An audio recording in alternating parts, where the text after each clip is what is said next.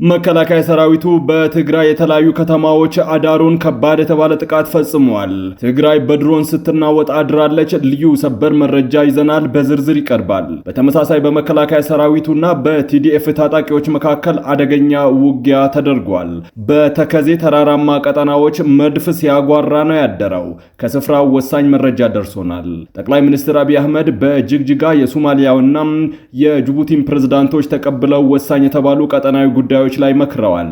ሰበር መረጃ ከጅግጅጋ ደርሶናል። ኢትዮጵያ የዩሮ ቦንድ ዕዳዋን ለማሸጋሸግ ያደረገችው ጥረት አልተሳካም። ለዘመናት በሀገሪቱ የተቆለለው ዕዳም የሀገሪቱ ፈተና ሆኖ ቀጥሏል። ክቡራትና ክቡራን የጥበብ ሚዲያ ቤተሰቦች በዛሬው ቆይታችን እነዚህንና ሌሎችንም ሀገር አቀፍና ቀጠናዊ መረጃዎችን በዝርዝር ወደ እናንተ እናቀርባለን። ጥበብ ሚዲያ በጋዜጠኞች የተመሰረተ ሚዛናዊና ተአማኒ መረጃዎችን በየዕለቱ የሚያደርሳችሁ ገለልተኛ ሚዲያ ተቋም ነው። ለቤቱ አዲስ የሆናችሁ ሰብስክራይብ በማድረግ የደወል ምልክቷን በማብራት የቤቱ አባል ሆኑ ዘንድ በታላቅ ትህትና እንጋብዛለን። በቅድሚያም የዕለቱን የቢዝነስ ዘገባዎች አስቀድመን ወደ ዝርዝር ዘገባዎቹ እናልፋለን። ጥበብ ሚዲያ የህዝብ ድምጽ ነው። ዛሬ በኢትዮጵያ ንግድ ባንክ አንድ የአሜሪካን ዶላር 151 ብር ከ6 ሳንቲም ተገዝቶ 154 ብር ከ6 ሳንቲም እየተሸጠ ነው። የእንግሊዝ ፓውንድ ስተርሊንግ 198 ብር ከ3 ሳንቲም ተገዝቶ 202 ብር ከ3 ሳንቲም ይሸጣል። የአውሮፓ ዩሮ 176 ብር ከ5 ሳንቲም ተገዝቶ 180 ብር እየተሸጠ ሲሆን የስዊዝ ፍራንክ 184 ብር ከ9 ሳንቲም ተገዝቶ 188 ብር ከ6 ሳንቲም እየተሸጠ ነው። የኩዌት ዲናር 484 ብር ከ9 ሳንቲም ተገዝቶ 494 ብር ከ2 ሳንቲም ይሸጣል። የቻይና ዩዋን 21 ብር ተገዝቶ 21 ብር ከ4 ሳንቲም ይሸጣል።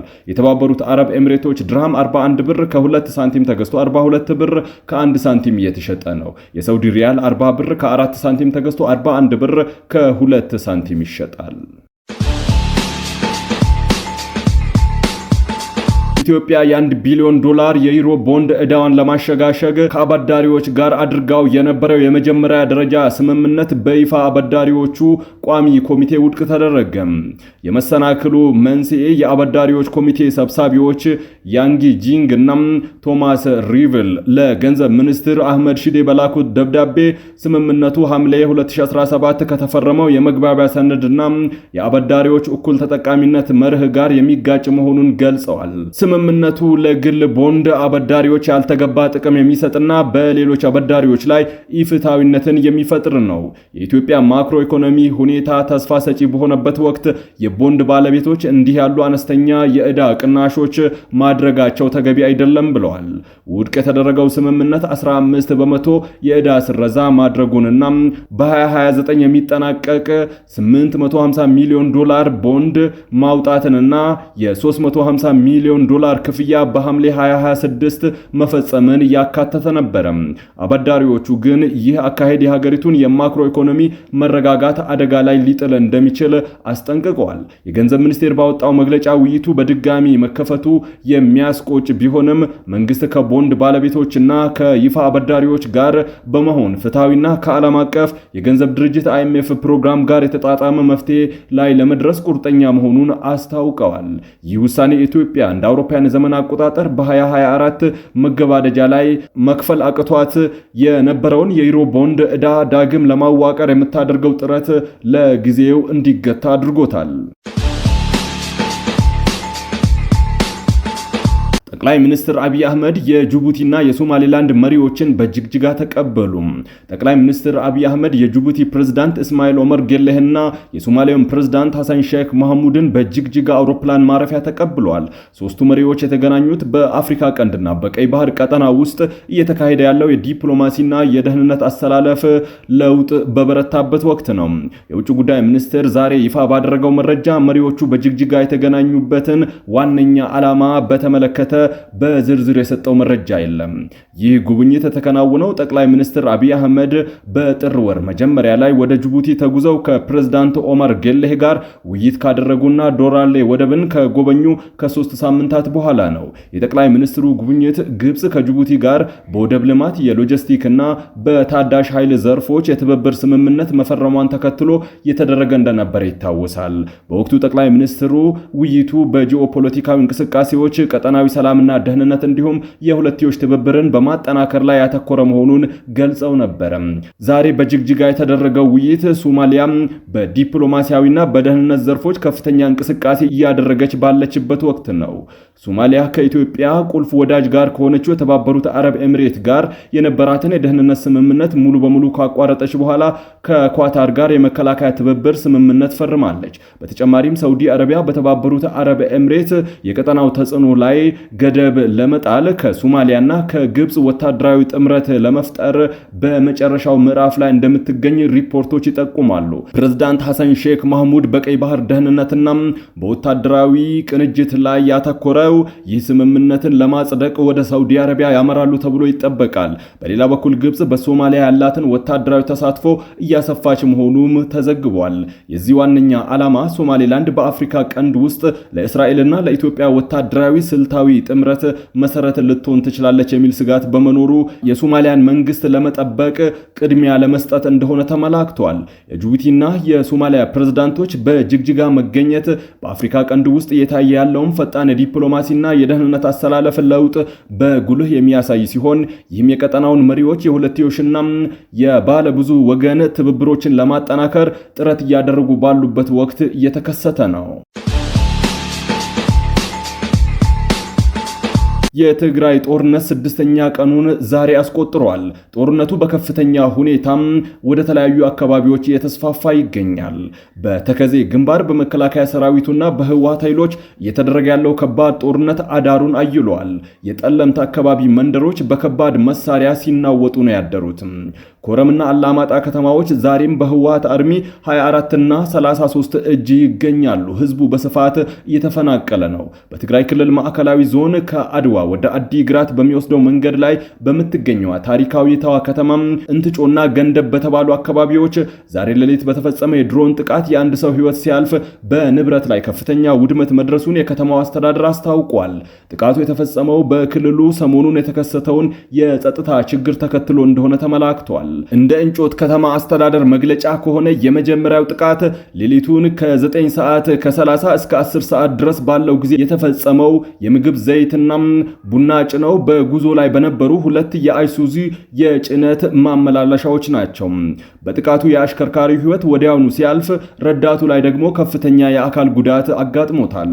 እንጮት ከአድዋ ከተማ በስተምስራቅ እንዲሁም ከአዲግራት በስተምዕራብ የምትገኝ እንደመሆኗ መጠን ለንግድ እንቅስቃሴ ቁልፍ መተላለፊያ ናት። በተመሳሳይ ሁኔታ ሌላኛው የድሮን ጥቃት ማለዳ 11 ሰዓት ከ30 ላይ በገንደባት እንደ ማርያም ሽዊቶ በተባለ ስፍራ በርበሬና የተለያዩ የንግድ ሸቀጣሸቀጦችን ጭኖ ይጓዙ በነበሩ መኪናዎች ላይ የተፈጸመ ነው ተብሏል። በአካባቢ የሚገኙ ነዋሪዎችና የአይን እማኞች እንደሚገልጹት ሰሞኑን ያለው ግጭትን ተከትሎ የሚንቀሳቀሱ የመንግስት ድሮኖች የተሳሰተ ኢላማ ላይ እያረፉ በመሆኑ ለሰላማዊ ሰዎች ህይወት ማለፍና ለንብረት ውድመት ምክንያት እየሆነ ይገኛል። የከተማው አስተዳደር በደረሰው አደጋ የተሰማውን ጥልቅ ሐዘን ገልጾም አካባቢው ካለው ስልታዊ ጠቀሜታ አንጻር ተመሳሳይ ጥቃቶች ዳግም ሊከሰቱ ስለሚችሉ ህዝቡ በማንኛውም እንቅስቃሴ ወቅት ከፍተኛ ጥንቃቄ እንዲያደርግ አሳስበዋል። የጠቅላይ ሚኒስትሩ የምስራቅ አፍሪካ ጉዳዮች አማካሪና የስምረት ፓርቲ ሊቀመንበር ጌታቸው ረዳ በትግራይ ክልል ዳግም የተቀሰቀሰውን ወታደራዊ ግጭት የእብደት መንገድ ሲሉ በመጥራት በአስቸኳይ እንዲቆም ጥሪ ያቀረቡ። አቶ ጌታቸው በማህበራዊ ትስስር ገጻቸው ባሰራጩት መግለጫ የክልሉን ወታደራዊ ፖለቲካዊ አመራር ኋላ ቀር ሲሉ የወቀሱ ሲሆን አሁን የተከተሉት ያለውን መንገድ ከዚህ ቀደም ትግራይ ከከፈለችው ዋጋ በላይ የከፋ ጥፋት እንደሚያስከትል አስጠንቅቀዋል። ባለፉት ቀናት የታየው ወታደራዊ እንቅስቃሴ ያለምንም ቅድመ ዝግጅት ታጣቂውን ወደ ወጥመድ መክተት ነው ያሉት ጌታቸው አመራሩ ፌዴራል ፈቅዶልናል፣ ተኩስ አልጠበቅንም ነበር የሚለው ሰበብን ውድቅ አድርገውታል። ይሄ አካሄድ ህዝብን ለእልቂት አሳልፎ የመስጠት ውሳኔ መሆኑንና እስካሁንም ቁጥሩ ከፍተኛ የሆነ ወጣት መስዋዕት እየሆነ እንደሆነ ገልጸዋል። የክልሉ ከፍተኛ ወታደራዊ መኮንኖች በስም በመጥራት የሰነዘሩት ትችት የአመራር ጥበባቸውና ስትራቴጂያቸውን የተመለከተ ነው። የምትከተሉት የጦርነት ስልት የትግራይን ህዝብ ቁጥር ይዛችሁ አይደለም፣ የቻይናን ግማሽ ህዝብ ብትይዙ እንኳን አያዋጣም ያሉት አማካሪው አመራሩ ከትላንት ስህተቱ ለመማር ፈቃደኛ አለመሆኑን የሰው ማዕበል በመጠቀም ድል ለማምጣት መሞከሩ የድንቁርና ውጤት ነው ብለውታል። ጌታቸው አክለውም አሁን ባለው አካሄድ ትግራይን ከኤርትራ በከፋ ሁኔታ ወጣት አልባ እየሆነች መሆኑንና የቆሰሉ ተዋጊዎችን ሜዳ ላይ ጥሎ የመሸሽ አሳፋሪ ድርጊት ባለፉት ቀናት መታየቱን ገልጸዋል። ይህ አካሄድ የተፈናቀሉትን ወደ ነበረ ቀያቸው ለመመለስ ህገ መንግስታዊ ግዛትን ለማረጋገጥ ሳይሆን ያላቸውን የትግራይ ይዞታ የማጥፋት ስጋት እንደፈጠረባቸው አመላክተዋል። ወጣቱ ይትረፍ ይዳን ሲሉም ጥሪ አቅርበዋል። አቶ ጌታቸው የተጀመረው ውጊያ በአስቸኳይ እንዲቆምና የግል ዝናን ወደ ጎን በመተው የሰላም መንገድ ብቻ እንዲመረጥ፣ ማንኛውም ጥያቄ በሰላማዊ መንገድ ብቻ ምላሽ እንዲያገኝ፣ ወጣቱ ወደፊት እድሉን በራሱ እንዲወስን እንዲፈቀድለት ጠይቀዋል። ጌታቸው ረዳ ይህንን መግለጫ ያወጡት በትግራይ አጎራባች አካባቢዎች ወታደራዊ ግጭቱ እየጋመ መሆኑን በሚዘገበበትና የአፍሪካ ህብረትን የመሳሰሉ ዓለም አቀፍ ተቋማት ጥልቅ ስጋትን በገለጹበት ወቅት መሆኑ ጉዳዩ ይበልጥ አሳሳቢ አድርጎታል።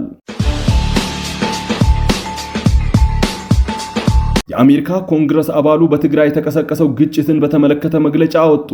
የአሜሪካ የህዝብ ተወካዮች ምክር ቤት አባል የሆኑት በምክር ቤቱ የውጭ ጉዳይ ኮሚቴ አባልነታቸው የሚታወቁት ግሪጎሪ ሚክስ በሰሜናዊ ኢትዮጵያ የተቀሰቀሰው ግጭትን አስመልክቶ ባወጡት መግለጫ በቅርቡ በትግራይ ክልል የተከሰተው ግጭት ኢትዮጵያን በሚሊዮን የሚቆጠሩ ህዝቦችን አደጋ ላይ ወደሚጥል የእርስ በርስ ግጭት ጦርነት የሚመልስ ነው ብለዋል። አስካሪ የሆነውን የሰብአዊነት ቀውስ የሚያስከትልና ቀጠናውን የሚያተራምስ ነው በማለት አሳስበዋል። ወደ ግጭቱ ውስጥ በመመለስ የትኛውም አካል ተጠቃሚ እንደማይሆን ገልጸው በግጭቱ የተሳተፉ ያሉ አካላት በአስቸኳይ ተኩስ እንዲያቆሙና ለተቸገሩ ሰዎች ሰብአዊ እርዳታ እንዲያቀርቡ ጥሪ አቅርበዋል። በመጪው ሰኔ ወር በሀገሪቱ የሚካሄደው ምርጫ ተአማኒ እንዲሆን በፕሪቶሪያ ሰላም ስምምነት መሰረት ሙሉ በሙሉ ተግባራዊ እንዲደረግም አሳስበዋል። የኮንግረስ አባሉ መልእክታቸውን በማጠቃለል አሁን ኢትዮጵያ ያጋጠማት የፖለቲካ ችግር በጦር ሜዳ አይፈታም ብለዋል። የኢትዮጵያን ሕዝብ የወደፊት ህይወት ለማረጋገጥ ብቸኛውና የሚያዋጣው መንገድ ዲሞክራሲያዊና ፍትሃዊ ምርጫ ነው ብለዋል። ኢሰመኮ በትግራይ ክልል አዋሳኝ አካባቢ ዳግም ባገረሸው ግጭት በሰላማዊ ሰዎች ላይ ጉዳት እየደረሰ መሆኑን አስጠነቀቀ። የኢትዮጵያ ሰብአዊ መብቶች ኮሚሽን ኢሰመኮ በትግራይና በአማራ ክልል አዋሳኝ አካባቢዎች ዳግም ባገረሸው ግጭትና ወታደራዊ እንቅስቃሴዎች ላይ ያለውን ከፍተኛ ስጋት ገልጿል። ኮሚሽኑ በግጭቱ ምክንያት ሰዎች ሊፈናቀሉ፣ የእንቅስቃሴ ገደቦች ሊጣሉና ከባድ የሰብአዊ መብት ጥሰቶች ሊከሰቱ እንደሚችሉ አስጠንቅቀዋል። ኢሰመኮ ጥር 24 2018 ባወጣው መግለጫ ከጥር 18 2018 ጀምሮ በጸለምት በመጋሌና በአብዓላ አካባቢዎች የተከሰተውን ግጭት ተከትሎ ያለውን የሰብአዊ መብት ሁኔታ የተከታተለ እንደሆነ ገልጿል። ኮሚሽኑ አክሎም ግጭቱ በሰዎች ህይወት፣ የአካል ደህንነትና ነጻነት፣ በንብረት ባለቤትነት መብቶች ላይ ከፍተኛ አደጋ የሚያጋልጥ ሁኔታ መፈጠሩን አስታውቋል። ክቡራትና ክቡራን ጥበብ ሚዲያ ቤተሰቦች ለሰዓቱ የያዝናቸው መረጃዎች በዚህ አብቅተዋል። ከኛ ጋር በመሆን መረጃን ከጥበብ ስለተከታተላችሁ ከልብ አመስግነን ተሰናበትን። ለቤቱ አዲስ የሆናችሁ ሰብስክራይብ በማድረግ የደወል ምልክቷን በማብራት የቤቱ አባል ትሆኑ ዘንድ በታላቅ ትህትና ጋብዘን ተሰናበትን። ሰላም።